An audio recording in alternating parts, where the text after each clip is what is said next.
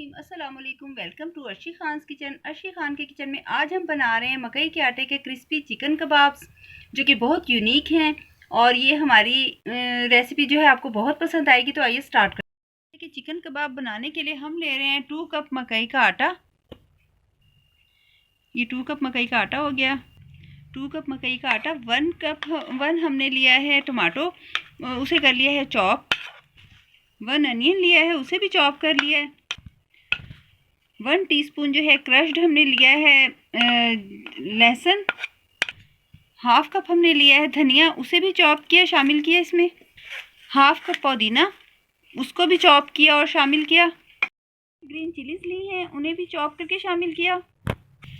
1 cup हमने लिया है चिकन रेशा किया हुआ, उसे भी बॉयल किया चिकन, उसके बाद उसे रेशा किया और वो भी इसमें शामिल कर दिया। अब हम इसमें शामिल करते हैं स्पाइसेस। 1 टीस्पून हम इसमें रेड चिली पाउडर शामिल कर रहे हैं। आप अपनी चॉइस के मुताबिक जैसा टेस्ट आप लाइक करते हैं और कमी बेशी कर सकते हैं। 1 टीस्पून हम इसमें शामिल कर रहे हैं सॉल्ट। 1 टीस्पून साबुत ज़ीरा। 1 टीस्पून हम साबुत धनिया शामिल कर रहे हैं इसमें। 1 पिंच हम इसमें शामिल करेंगे ज़र्दा कलर। 1 एग को इसको बीट करेंगे और फिर इसमें शामिल करते हैं। ये 1 एग इसमें शामिल करके इसे हम करते हैं मिक्स। अब इसको मिक्स करने के लिए हम इसमें 1/4 कप जो है वो चिकन स्टॉक शामिल करेंगे।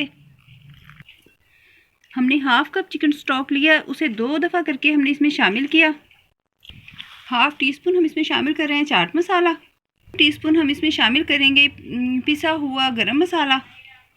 इसको हम हाथ से अच्छी तरह करेंगे मिक्स और फिर इसे शामी कबाब की जो है वो शेप देंगे।